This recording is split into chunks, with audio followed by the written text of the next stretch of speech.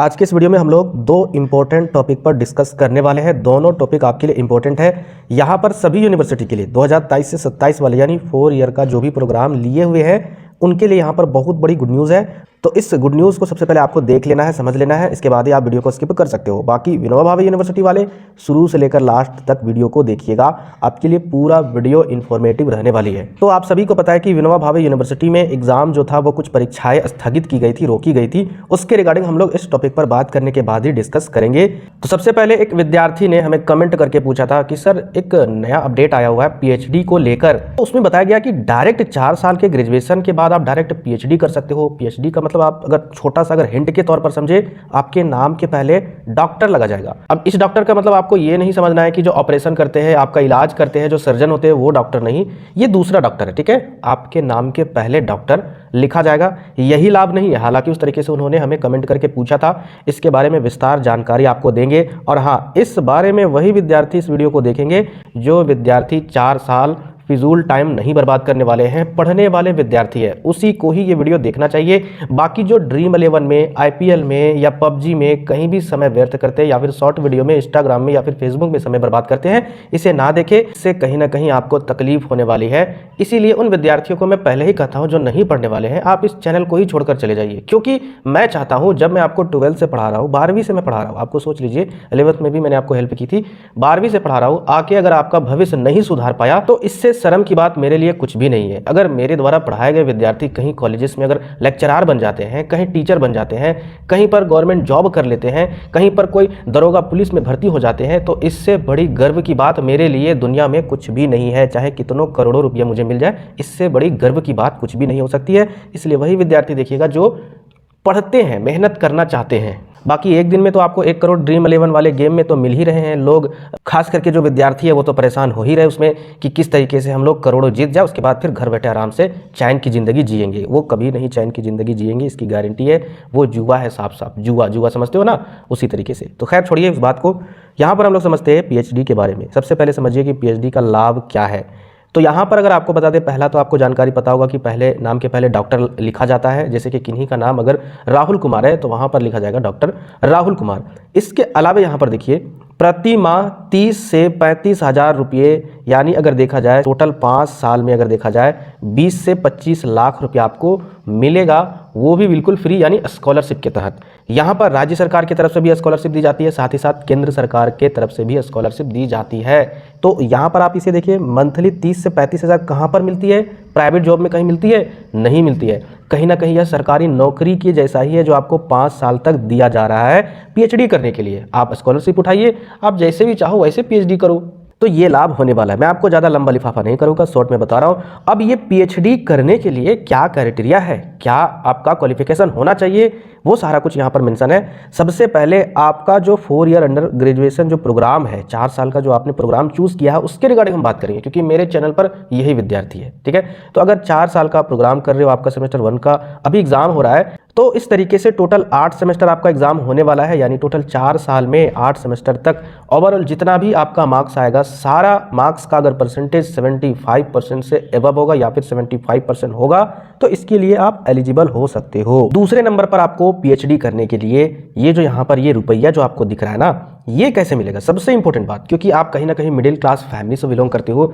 बहुत सारे विद्यार्थी यहाँ पर पढ़ने वाले विद्यार्थी है, डेडिकेटेड होकर पढ़ाई करते हैं हमेशा, तो वो चाहते हैं कि आगे भी अपनी पढ़ाई कंटिन्यू रखे और बहुत बड़ा मुकाम हासिल करे, एक अच्छे मुकाम पर वह अपने समाज का भी नाम रोशन करे। साथ ही साथ जो उनकी स्थिति है समाज में, उनके लोगों को रिस्पेक्ट नहीं दिया जाता है, तो इस डिग्री को लेकर, इस पढ़ाई को लेकर वह अपने समाज में रिस्पेक्ट हासिल कर सकते हैं। लेकिन इसके लिए उनके पास तो पैसे नहीं है, तो कहीं ना कहीं ये वाला स्कॉलरशिप उनको चाहिए। तो इसको लेने के लिए सबसे पहले आपको 75% ग्रेजुएशन में होना चाहिए, 4 साल के ग्रेजुएशन में।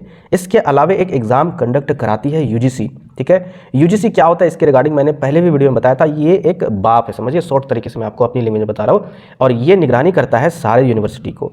ठीक है, तो यही कंडक्ट करवाता है ये एग्जाम। और इस एग्जाम में अगर 100 नंबर के क्वेश्चन है, तो 100 में अगर आप 70 से 75 अंक ले आते हो तो आपको जेआरएफ का बेनिफिट मिलेगा। यानी यही 30 से 35 हज़ार को जेआरएफ ही बोला जाता है, यानी स्कॉलरशिप का नाम है।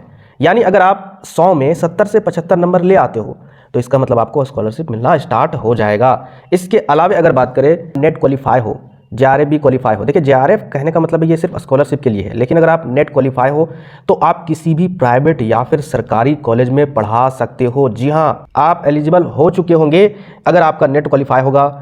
4 साल के ग्रेजुएशन में आपका 75% अगर आपका डिग्री में मार्क्स होगा और आपने नेट क्वालिफाई किया अच्छे मार्क्स से, तो 100% किसी भी प्राइवेट कॉलेज में अगर आप जाइएगा, इंटरव्यू दीजिएगा, इंटरव्यू फेस कीजिएगा, वहाँ पर आपको 10 से 15 हज़ार शुरुआती वो सैलरी होगी, आगे धीरे धीरे वहाँ पर बढ़ता जाएगा। इसी तरीके से आप सरकारी कॉलेजेस में जब भी वैकेंसी निकलेगी उस समय भी आप अप्लाई कर सकते हो। ये न्यू एजुकेशन पॉलिसी के तहत नया रूल, नया नियम निकला है जो मैं आपको स्पष्ट तरीके से समझाना चाहता हूँ। अब यहाँ पर आपने नेट क्वालिफाई कर लिया, ठीक है, यहाँ पर आपने 70 से 75 80 मार्क्स आपने 100 में ले आए। इसके बाद आपका JRF वाला भी यहाँ पर फंडा सॉल्व हो चुका है, आपको स्कॉलरशिप अब मिलेगी। अब आपको क्या करना होगा, इतना मार्क्स ला लिए, अब आपको यूनिवर्सिटी सेलेक्ट करना होगा। जैसे आप लोग CUT UG वाला एग्जाम दिए होगे ना, उसके मार्क्स के बेसिस पर आप अपने अपने यूनिवर्सिटी में गए होंगे, तो बढ़िया बढ़िया आप लोग यूनिवर्सिटी कहीं ना कहीं सेलेक्ट किए होंगे। उसी तरीके से जब ये मार्क्स आपका आएगा तो उसी तरीके से अच्छे अच्छे यूनिवर्सिटी को आप सेलेक्ट करोगे। उसके बाद उस यूनिवर्सिटी में जाओगे एडमिशन के लिए, वहाँ पर आपको इंटरव्यू फेस करना होगा। अब यहाँ पर बहुत सारे स्टूडेंट डर गए होंगे। देखिए अगर आप अच्छे से ये जो है ना, ये 4 साल का ग्रेजुएशन अगर आप पढ़ाई करोगे तो किसी से डर नहीं लगेगा, ना ही सरकारी नौकरी निकालने से डर लगेगा, ना ही इंटरव्यू फेस करने से डर लगेगा। जैसे ही वहां पर कॉलेज में इंटरव्यू फेस करोगे, वहां पर आपका क्वालिफाई हो जाएगा, सीट आपको मिल जाएगी और एडमिशन होने के बाद हर महीना 30 से 35 हज़ार आपको PhD करने के लिए रुपये मिलेंगे। तो ये बेनिफिट कितना बेटर बेनिफिट है, सोचिए। किसी पर भी आपको निर्भर नहीं रहना होगा, आप खुद से ही अपने पैसे से ही बेहतर तरीके से बेहतर लाइफ जीकर आप पढ़ाई कर सकते हो। इससे बड़ी खुशनसीब की बात क्या है, इसीलिए मैंने थंबनेल में आपके लिए लिखा कि यह बहुत बड़ी गुड न्यूज़ है। तो अगर जो भी विद्यार्थी पढ़ने वाले हैं, देखिए यहाँ पर सभी को ये मौका नहीं मिल पाएगा, याद रखिएगा। यहाँ पर भेड़ बकरी जैसा सभी को ये मार्क्स भी नहीं ले पाएंगे, क्योंकि मैं वीडियो डालता हूँ तो देखते हैं कि लगभग 5-6 दिन में 2000 लोग उस वीडियो को देखते हैं, और देखने का जो ड्यूरेशन होता है, टाइम होता है, आधा वीडियो भी सही से देखते नहीं है, तो पढ़ने का बिल्कुल भी मन नहीं है। बहुत सारे स्टूडेंट हैं जो नहीं पढ़ना चाहते, सिर्फ और सिर्फ पास करना चाहते हैं। तो ये सभी के लिए नहीं है, जो पढ़ना चाहते हैं सिर्फ और सिर्फ उनके लिए है। बात कड़वी है लेकिन 100% सत्य बात मैं आपको बता रहा हूँ। अब यहाँ पर बात कर लेते हैं आपका जो एग्ज़ाम है, वो जो आपका स्थगित किया गया था 2 तारीख से। जैसे यहाँ पर देखिए 2 मई को जो एग्ज़ाम था मेजर पेपर का या फिर माइनर पेपर का, ठीक है। इसके अलावा यहाँ पर देखिए MDC पेपर का, इसके अलावा आपका SEC पेपर का, ठीक है। ये सारे पेपर का यानी टोटल अगर देखा जाए 3 पेपर का यहाँ पर एग्ज़ाम जो है वो रोका गया था। तो फिर 3 पेपर का कितने दिन में यहाँ पर एग्ज़ाम था रूटीन में अगर देखा जाए तो यहाँ पर देखिए 2, ठीक है, 1 2 3, इसके बाद फिर 4 5 6 7 8 9 10 11 12, लगभग 12 दिन है। तो 12 दिन का रूटीन कब जारी होगा, तो इससे पहले मैं आपको बता दूं 20 तारीख को इलेक्शन खत्म हो जाएगा। उसके बाद यहाँ पर देखिए 27 तारीख से BEd वालों का एग्जाम है, ठीक है। 27 तारीख से 27 से लेकर आपका 1 जून तक। अब 27 से 1 जून तक आपका BEd वालों का एग्जाम है। उसके बाद फिर गर्मी की छुट्टियां भी जून से ही स्टार्ट है। यूनिवर्सिटी के हॉलीडे वाले में लिस्ट में साफ साफ वहाँ पर मेंशन है 1 जून से लेकर 20 जून तक आपका वहाँ पर गर्मी की छुट्टियां दी गई है। तो कहीं ना कहीं या फिर आपका एग्जाम का रूटीन अगर निकल कर आएगा 27 से पहले आएगा, ठीक है। 27 से पहले बहुत चांस है कि आपका एग्जाम मैक्सिमम विद्यार्थियों की संख्या में कंडक्ट करवाई जा सकती है। यानी 20 का जैसे ही आपका इलेक्शन खत्म होगा, 21 से लेकर इधर अगर आपका 27 अगर देखा जाए तो 5-6 दिन इधर आपका कुछ पेपर हो जाएगा। उसके बाद कुछ पेपर 1 जून के बाद हो सकता है। यानी समय आपके पास कुछ भी नहीं बचा है। जल्दी से आप लोग तैयारी में लग जाइए और मेहनत कीजिए, नहीं तो फिर आपके पास अचानक रूटीन आएगा तो उस समय आप हमें बोलिएगा सर जल्दी से वीडियो डालिए, जल्दी से वीडियो डालिए।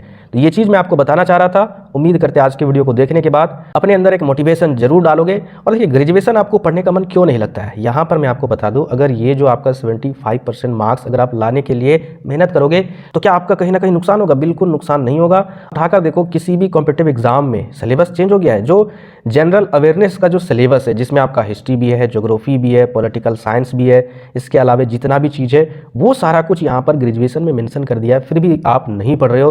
हिंदी वाला जो एग्जाम गुजर चुका है ना, वो सारा जो एग्जाम हुआ वो सारे क्वेश्चन से रिलेटेड आपके कॉम्पिटिटिव एग्जाम में भी पूछे जाते हैं। हालांकि आप लोग हिंदी वाले पेपर नहीं दिए होंगे, हम लोग जानते हैं। तो इस तरीके से आपको ग्रेजुएशन में मेहनत करनी चाहिए। अगर आप मेहनत करोगे तो बहुत सारे रास्ते मिलेंगे। बहुत सारे स्टूडेंट डिप्रेशन में रहते हैं इस ग्रेजुएशन के मामले में, अगर वो मिडिल क्लास फैमिली से रहते हैं। बस आपको पढ़ाई पर फोकस करना होगा, मेहनत करना होगा। जो भी फिजूल चीज़ें हैं, अभी जो IPL का सीजन है, आप बताइए उसमें आप अगर समय बर्बाद करते हो, क्या उससे आपको 1 रुपये का बेनिफिट है? अगर बेनिफिट है भी है तो क्या उससे आपको सुकून मिलेगी? क्या आपको रिस्पेक्ट करेंगे? बिल्कुल भी नहीं करेंगे। तो वो काम कीजिए जिससे आपका लाभ हो, आपके परिवार का भी लाभ हो और आपका नाम रोशन हो।